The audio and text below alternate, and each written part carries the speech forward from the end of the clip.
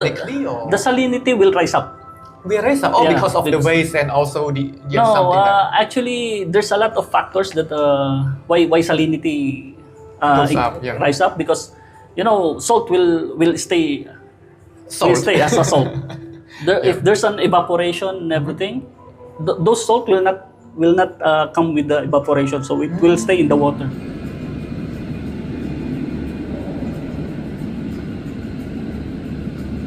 Good afternoon, Joseph, and thank you for granting us the opportunity for the interview here at the aquarium. Sorry, the Angkor Wildlife and Aquarium, Joseph. Sir, so you are the let's say the specialist in maintaining the saltwater tank Yes. At the aquarium. Yes. And also at the aquarium, you also have the freshwater tank, Yes. Joseph.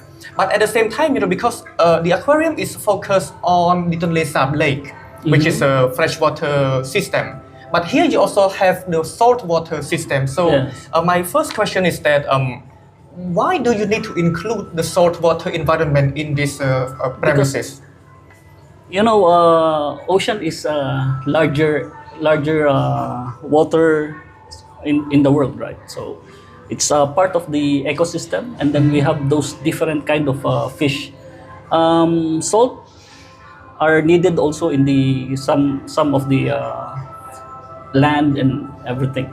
Life is very important. So from freshwater to saltwater, we need to understand those both ecosystem, how they interact, what are their relationship for the for the environment. But how do they interact? Because one live deeper in the mainland and the other in the marine, let's say, environment, Joseph.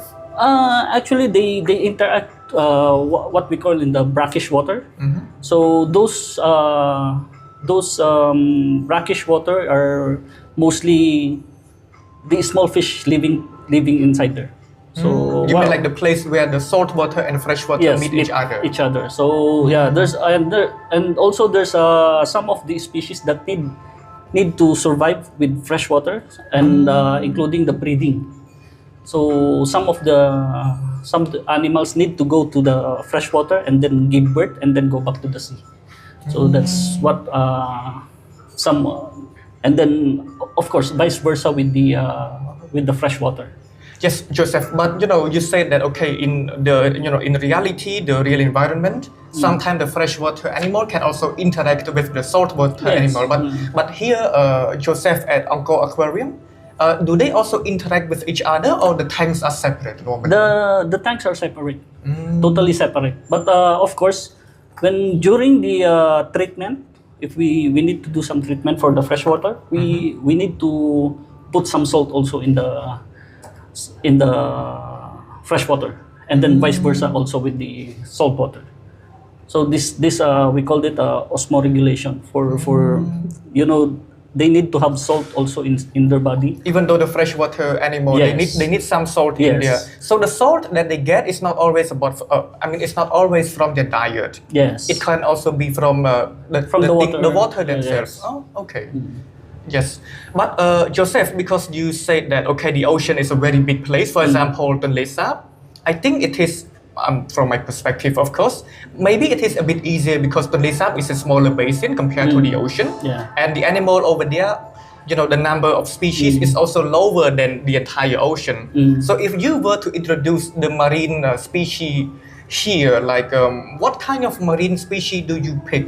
How do you choose something from an entire ocean so that you can, put as a collection here, let's say? Actually, it's more on the schooling fish.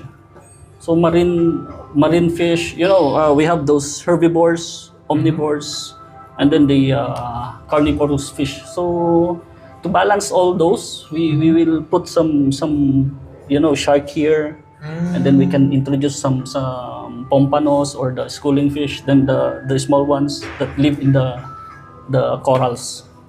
So that's how you balance also the ecosystem for this kind of environment. But so the fish here are from the ocean around Cambodia or Southeast Asia, or do you have any? Southeast Asia. very far away fish from, let's say, South America or North Actually, America? our nurse sharks Yes. came from Africa. Africa? Yes, Oh. as I heard. Yes.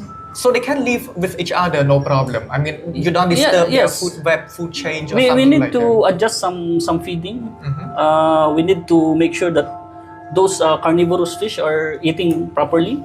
They because if we will not, they will start to hunt those small fishes. So yeah, that's the one of the how we do the adjustment for them. And yes, Mr. Joseph, like for example, I mean, this is like also something that I don't really understand right now. So they are picking something. So what are they doing here, Mr. Joseph? Like this this one? particular work, yes. Yeah, we're inspecting something here, and then you see some dirt. We are planning to, redesign for easier maintenance for the divers also. So this work is like a daily routine for the divers in the yes, aquarium. it's a daily routine for the cleaning. So we need to do those daily maintenance that we need to remove those excess food, feces, the poop of the fish every day. So our bacteria will not also always in balance. So yeah. So normally the waste of the fish does not always flow to the top and then be collected by the filtration system. Mostly it go down to the bottom. Yeah. Oh, okay. So that substrate will be the one to start to collect them, and then we are doing some vacuuming or siphoning out to help us to remove those dirt or excess food. So the surface probably about 30% of the waste. Mostly the oil is the one that. The oil that comes from the waste. From the food? waste, yes. The food, the waste. Actually, and we call also it protein. protein. Yes, the okay. protein will float, if you can see, and then that will start to do skimming from the The filtration system. going to the filtration, and then it will be collected by the protein skimmers. So those, if we will go inside back of the house, I can introduce you to those protein skimmers that help us to remove those before they absorbed by the water and then became ammonia. Oh, Yeah. So if you don't remove the protein from the surface of the water and also the waste from the bottom of the water will become toxic. Yes, there will be an imbalance of the nitrogen cycle.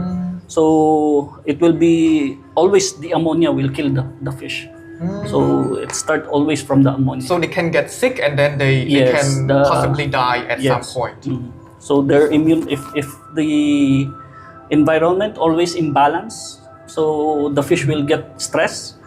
They will not die directly, but They will get sick over time. Yeah. yes, they will sick. They get stressed, and then slowly the immune system will drop, and then they start to get worse on that area. But that's why we need to do those cleanings and everything to help them remove those unwanted particles in the water.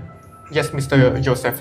But again, I mean, because you are currently recreating an artificial sea, which is, by nature, an ocean is a very, very complex system. It involves oxygen, salinity, temperature, pressure, and many other stuff. So how do you recreate, let's say, a small ocean in-house? Like, what are the things that you need? For example, starting from the very basic question, like how do you make the water salty in the first place? Actually, we buy a formulated salt. Formulated salt. So not table salt at home, no. No, it's not a table salt or anything. This is actually designed for aquariums. Really. So they formulated this with all those minerals that we need for the water, including the minerals that needed by the fish. So this we will mix up with the fresh water itself. So the fresh water from From the fresh tap, water, yes. Yeah, from the tap, no, like normal fresh water. Tap water, yes, and then we will do some treatment first for the fresh water before we mix up the salt.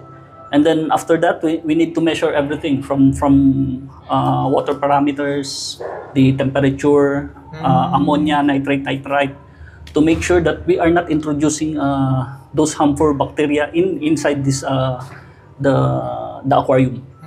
So there's a lot of checking before we do the transfer of the water. Yes, the new Mr. water. Joseph. But for example, the salinity compared to the ocean, is it let's say a lot cleaner than the ocean, or you prefer like to be like at some Here, point of the ocean? Yeah, yeah. Of course, ocean is It's a very big place. Yeah. big place. So we cannot compare the environment there. But for here, we have a lot of filtration system that help us to copy the ocean. So as long as we know that those bacteria are balanced, so we are sure that our stock also are healthy, and the water will be this clean. Yes, Mr. Joseph. But the salinity, for example, over time they become, let's say, decrease in their strength, and you need to add more salt periodically, or the salinity will rise up. We raise up, Yeah, because of the waste and also the No, something that actually, there's a lot of factors that why salinity Goes up, yeah. rise up, because salt will stay salt. as a salt. If there's an evaporation and everything, those salt will not come with the evaporation, so it will stay in the water. And then that's why in the how they make the salt, they dry up the salt water. Yes. And then they collect those salt. So that's why of course increasing those numbers of salt will also increase the salinity from the water. So daily checking of those water parameters is needed. Once we see the imbalance already, we need to adjust those parameters back to itself, our recommended parameters. Yes, So- Mr. Joseph. Yes. But just another question, because I know that actually the process is much more complex than that. But sometimes I wonder if the ocean already support life and the water over there, more or less, salty enough for the fish to live happily. Like, would it be more practical or more feasible to just like transfer, tanks of salt water from the ocean and then dump it to the tank here? Why don't you do that? Because it will also disrupt the environment. So extracting water from the natural is not good also. But you have an ocean full of salt water, let's say. Yes. It's not practical. So there's an law that we need to do some. There's other countries that have law that you need to regulate those extraction of water from the ocean, and then from other same as the fresh and salt water. So it will have an effect on the nature actually. You mean the nature inside the indoor tank, or the nature at the Outside. Outside. Outside, yeah. Okay. It's the natural environment already, so it will. And then actually, so from the ocean, you need a lot of treatment to do, because there's more bacteria on that ocean. So the ocean is not always as clean as the tank Yes. that you treat it Yes. here. No. So you will introduce those parasites that living in those environment. The fish have the big area to live in, so they can go anywhere where they like. So they can escape danger. Yes. They can escape Yes. dirtier water. If but they here? don't like the water, they will travel somewhere else and I see. then come back again if the water is safe already. So but here we are a closed environment. They don't have any choice but to just swim around our aquarium. So we need to balance those. We need to make sure to maintain those parameters always in good condition for them to survive. Yes, sir. So basically, bringing ocean water and then just put it here. First of all, it's not practical, Yes. and second, it's not really good for the fish themselves to live. Yes. Also. You need a lot of treatment to do before you transfer it to this aquarium, and then of course 6 hours from the ocean is traveling to here is not good also. It's more expensive. Oh. And Joseph, yes, because let's say saltwater animal can be a bit, let's say, unfamiliar to most Cambodian people because our main let's say animal species live in the freshwater. Yes. And our main fish species. So can you tell us a bit like what are the fish species here that you import from far away? Let's say you mentioned Africa. Yeah. And what are the species that live around Cambodia or Southeast Asian water? Mostly we buy we get fish from Vietnam, Indonesia, and Africa. So mostly they are more on the shark species. So this pompano came from Indonesia. Oh. Yeah. But this is actually they do for aquaculture. This type of species. Aquaculture. Yeah, You mean they raise it for food? Yes. Oh. So this is more on the we introduce this so people can see, understand. These fish are not all came from the wild. Some of the fish came from aquaculture. Those shark, I'm not really familiar with the history, but I know they came from the facility where they breed those sharks. So most of the saltwater animal here are actually not really wild. Yes, as not really. the deep ocean animal. Yes, no, yeah. no. Yes. Because is it hard to get a deep ocean animal to put it here? It's not really practical because when you catch those animals, there's a lot of consideration that we need to do. So first of all, the outside is a lot of bacteria, a lot of parasite. Second, it's very hard. It's very hard for them to to adjust to the new environment. From the new environment, especially from the source of the aquarium trade. Yeah. So most of the animal here they live in the sunlight zone and the twilight zone, something like that. Yeah, these are already mixed. Some of them live in pelagic, which we call the ocean floor. Most of them live in the coral reefs, and then some of them live in the shorelines. So shallow reef and then deep.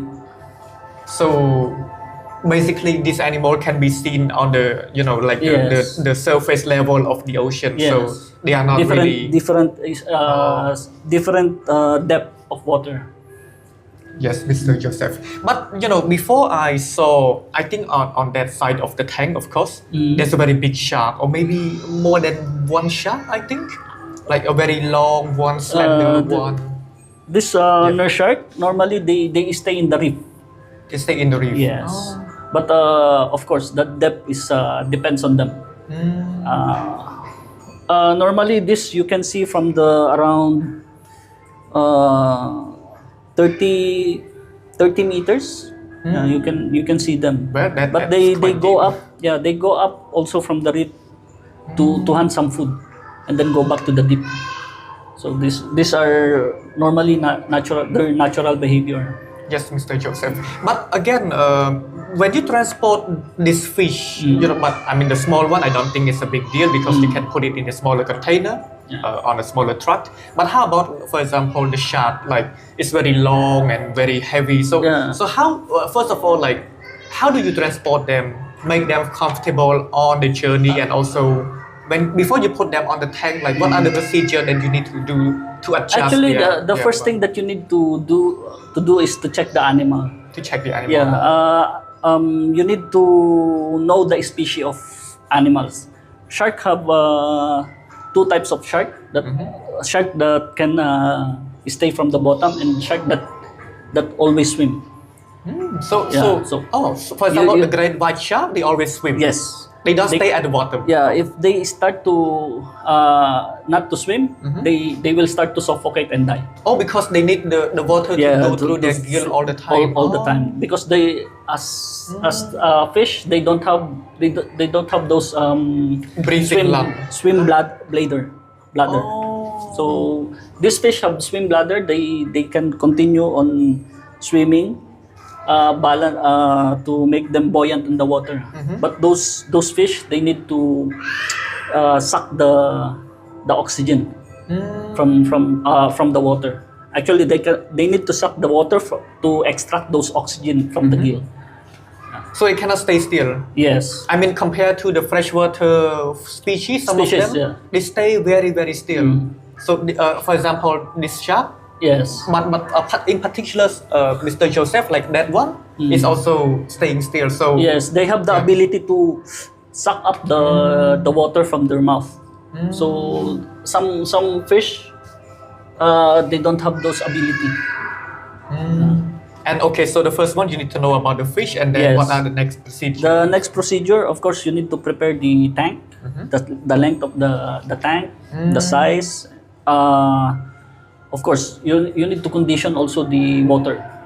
So those water, you need also to check the oxygen, everything, oxygen, ammonia, nitrate, the parameters that normally affect the fish. But mostly ammonia is and pH is the one you need. Then ORP, dissolved oxygen, the DO.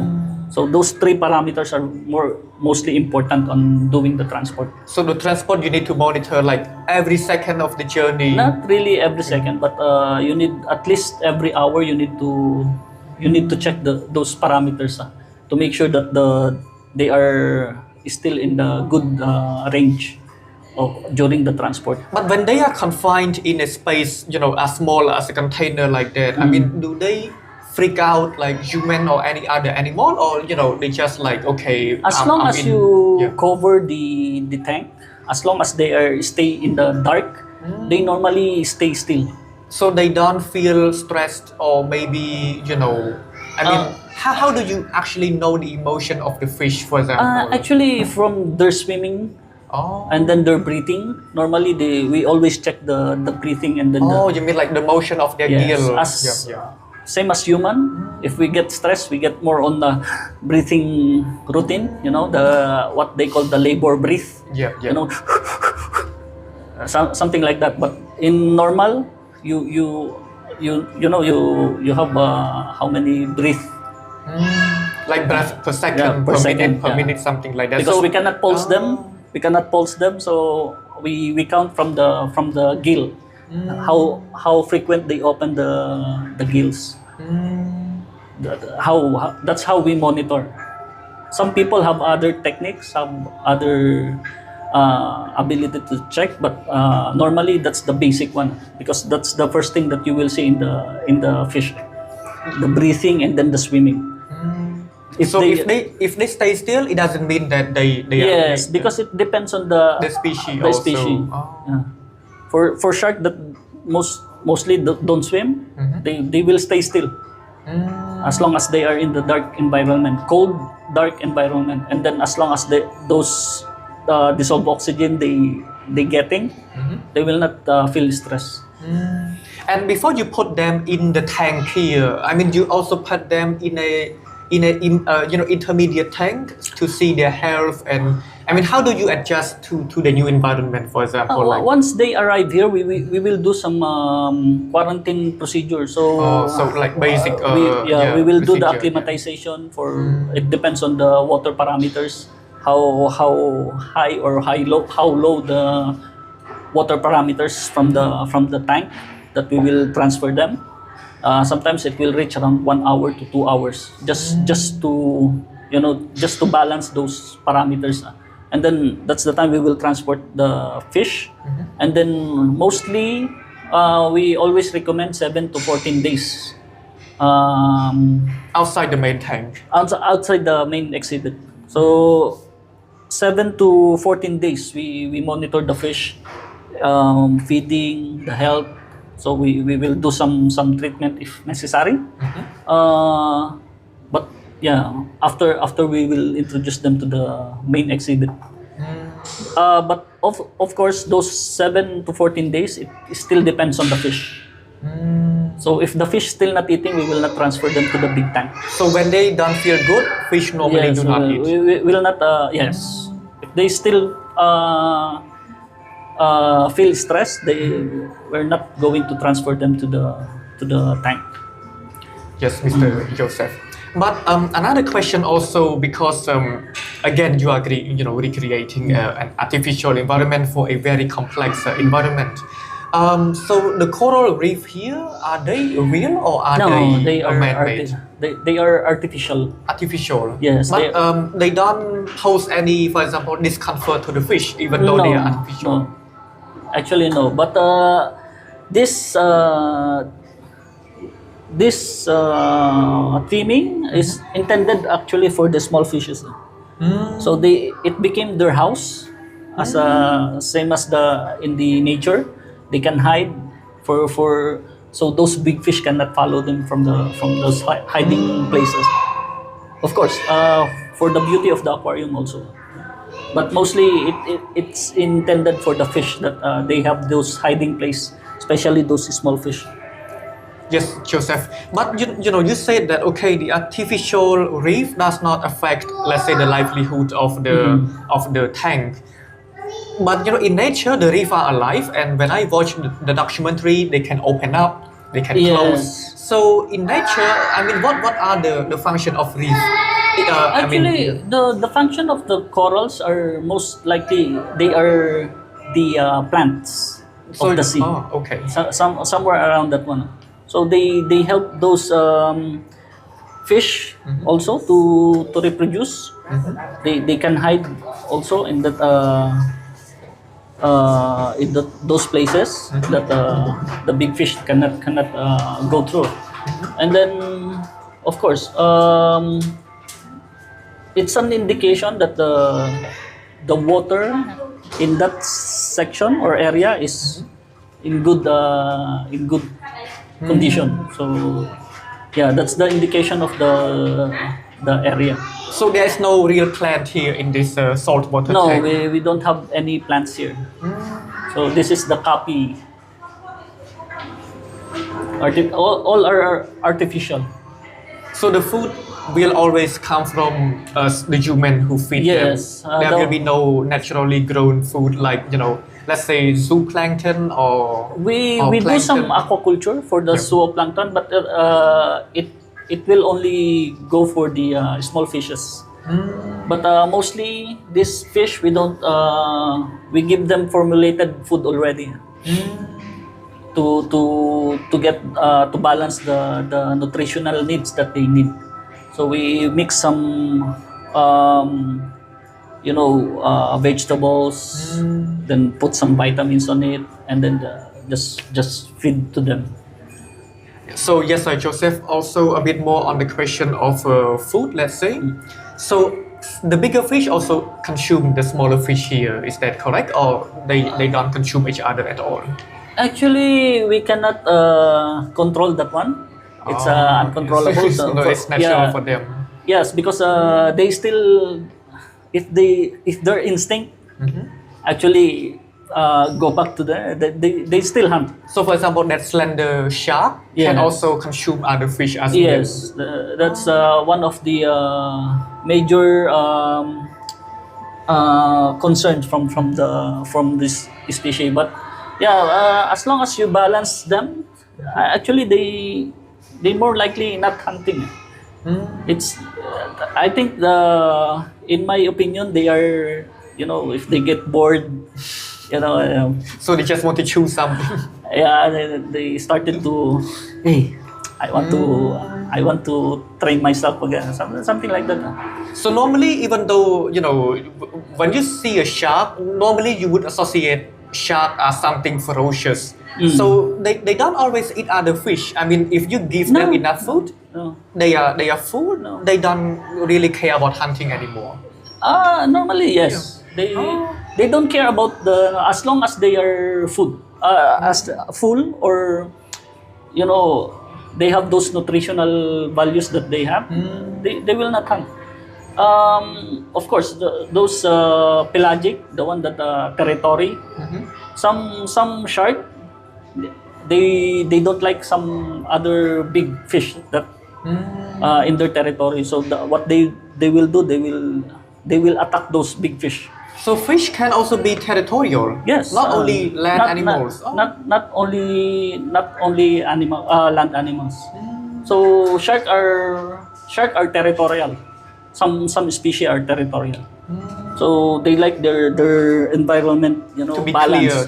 clear of other animals. But Actually, they also shark are indication of balanced environment. So you're very very lucky if you will see a shark that's swimming in the area.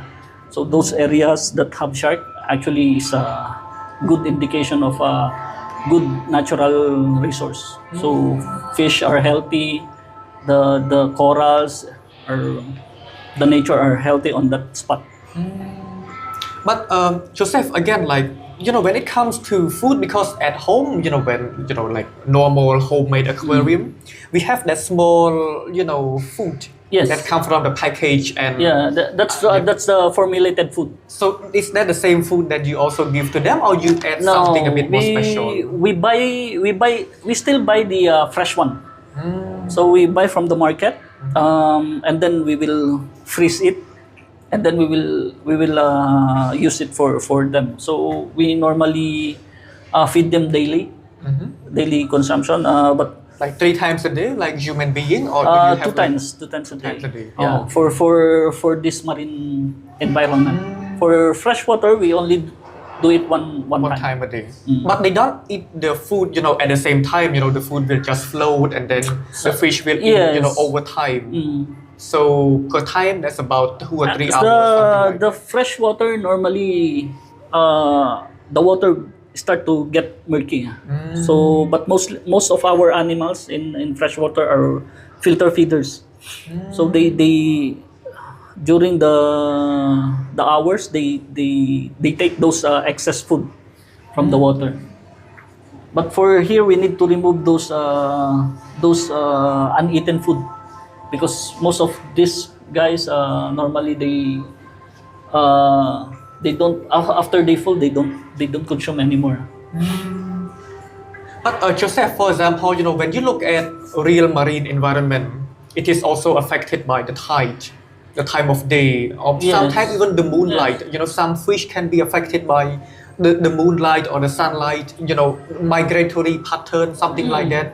Yeah. So if you put them in a tank like this, I mean, do you interfere with their daily life or seasonal behavior? Yeah, we need to. Actually, we so far we don't have those animals that for that species. But if we have those kind of animals, we need to copy. We need to study their natural environment, so they will not become stressed. Some cold animals need sometimes they need to go in 15 degrees Celsius. Then sometimes You need to go up and down, yes. up and down between water temperature. Yeah, it depends on the natural habitat. So we need to copy those environmental changes. The lighting also, sometimes we need to adjust those brightness. So how do you normally adjust the brightness? Like for example, if it is daylight outside, you also turn on the actually light. this our lighting system here is automatic. Oh. So during the daytime at noon, they will slowly decrease the decrease the brightness. light. So until the night.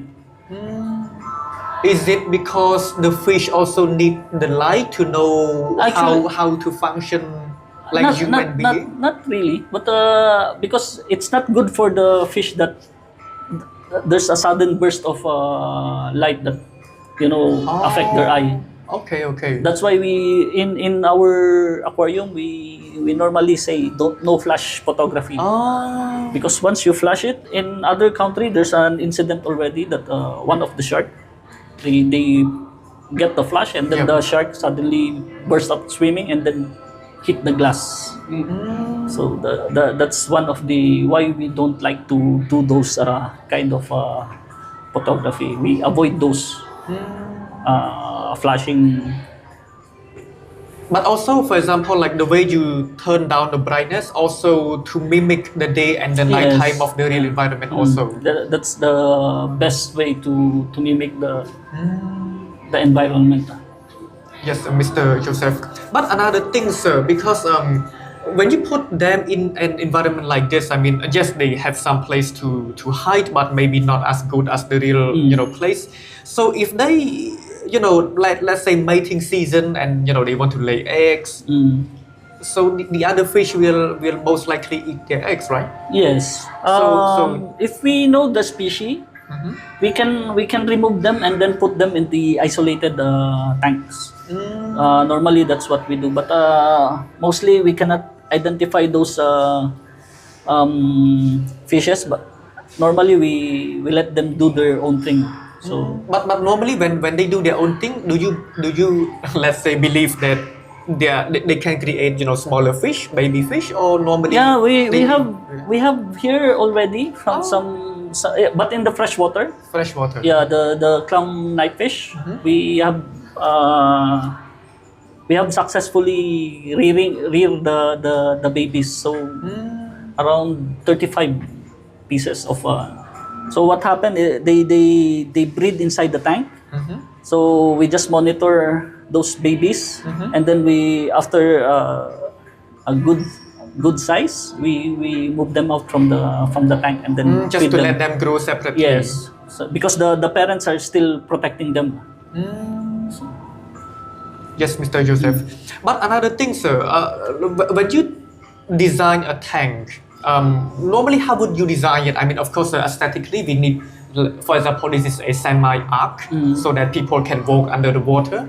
But normally, practically also, catering to the how the fish may live. Is there any particular shape or volume that is suitable for the marine environment? Basically, you need to know what type of fish first that you need to take care.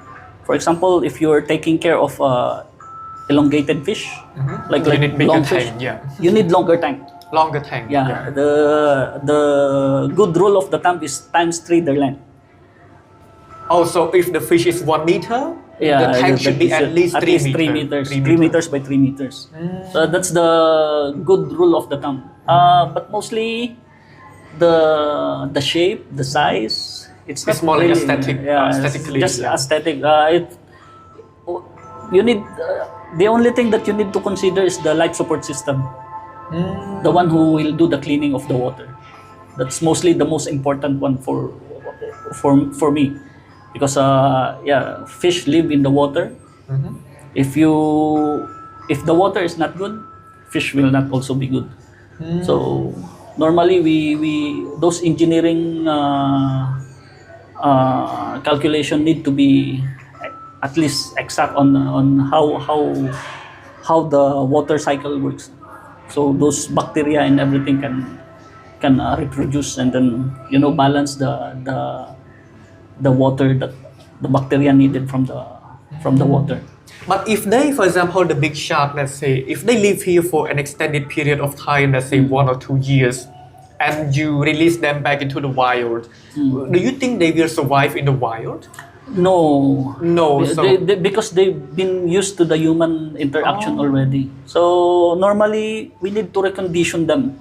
recondition. Yeah, we need to we will isolate the tank for them, and then there will be no human interaction. And then we need to give them live food, so they start to do those behavior that they lost during their time here spent in the aquarium. So the behavior of species like fish, so they are not always instinctive. They also learn from other fish. They also learn from their parents along the way when they grow up. No, it's already in their instinct. The instinct, But it lost after being in the human interaction. So especially for example, shark, they see a human, they learn how to feed from the human. So they will expect that if I see a human, I will go. This will give me food. So those abilities that they will not hunt anymore. Actually, they still hunt, but of course if they see any human, they will go and then asking for food, something like that. So what you mean is that fish can also learn, from human. Like they learn their behavior from human. As I mentioned, these fish are like dogs. Once they learn how to so they interact recognize with the them. pattern, yeah. Yeah, they will recognize you. They will recognize the aquaries, especially those feeding time. They know that it's feeding time already. They have their own body clock already. So once you feed in 9 o'clock, they will understand. It's 9 o'clock already. It's time to it's feeding time Just already. to expect what will be in front of their mouth, something like that. Yes. Mr. Joseph, I mean, between the freshwater tank and the saltwater tank, I mean, based on your expertise and also your perspective, which one do you think is harder to maintain normally? Marine tank. Yeah. Freshwater is. I'm not saying it's easy. Yep. But it's more complex on the marine. So there's a lot of additional equipment that we need to install, especially the protein skimmer. We need also to balance those minerals, the salt. Freshwater will be freshwater. So salt, the temperature. It's hard to deal. Salinity, pH. pH, you need to be at least more on the alkaline. Alkaline. So the pH is higher yes, alkaline. Yeah. Because of the calcium that normally in the water.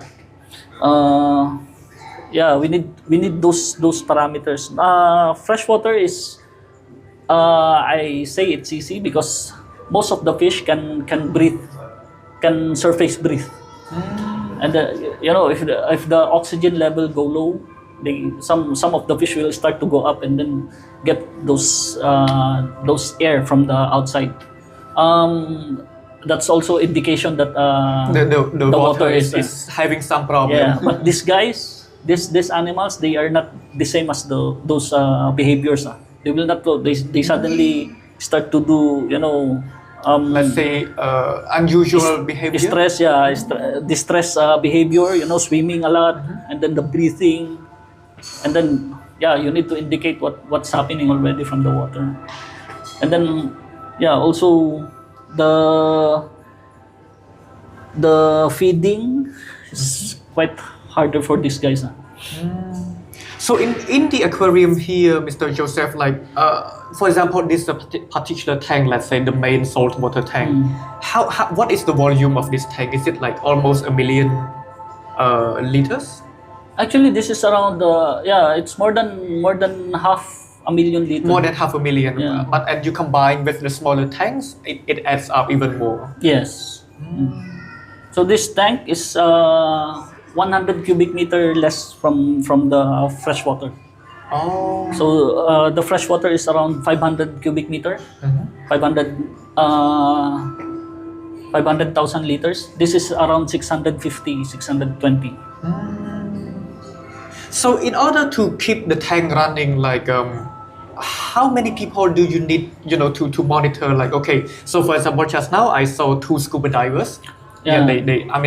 That is already like 2 people. Yeah. So is there any other technician that keeps the tank running? Yes, we have two teams that monitoring the aquarium. So one is the life support system team.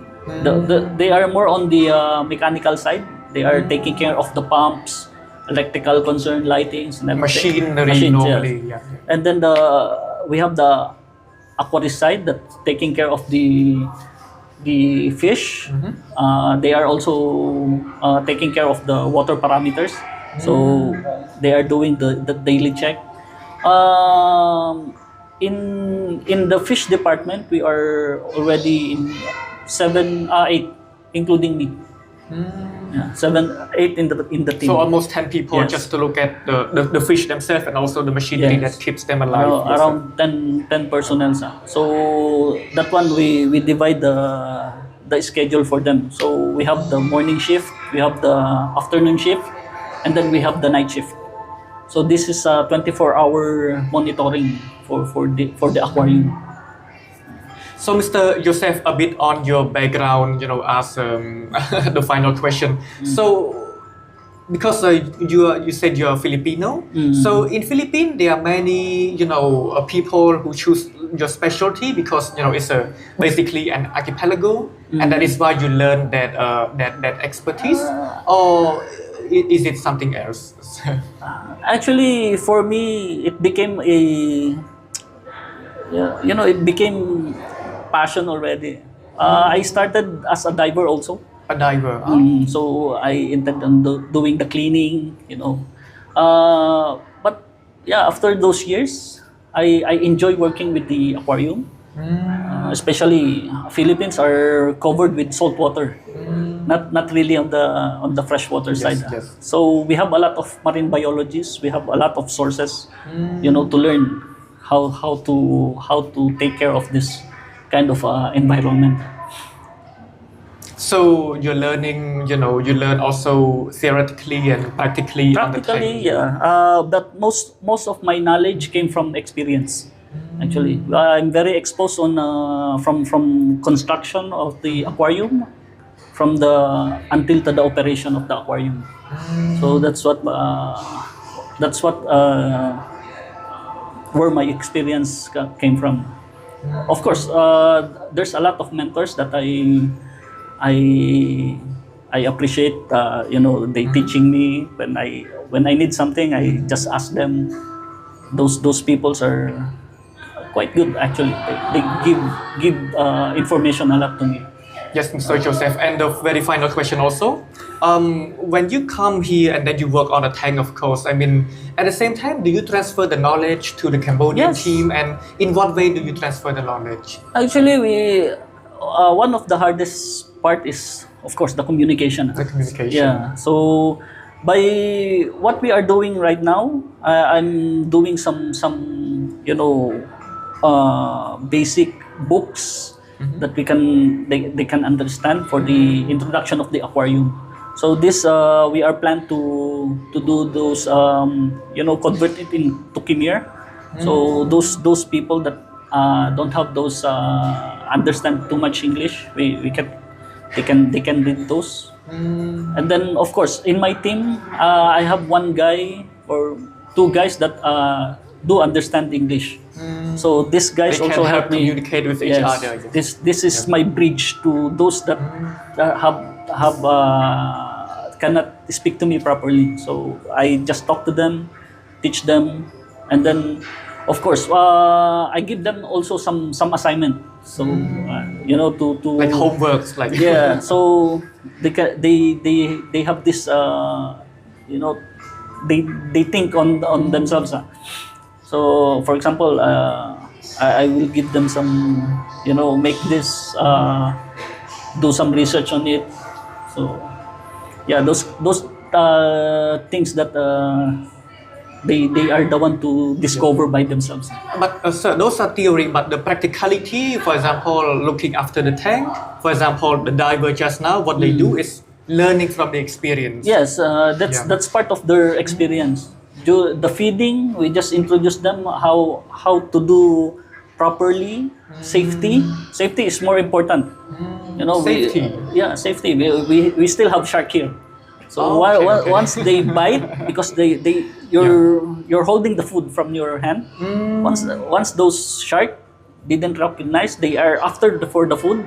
But can we give them through let's say Stick feed. okay, we have those stick feed. So that's what I'm telling them. Always use those safety measures.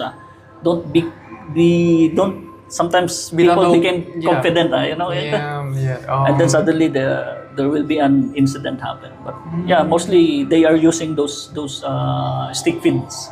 Still. So learn from, of course, theory and practicality Practical, on the yeah. daily basis. For as I told my team, watching is learning also.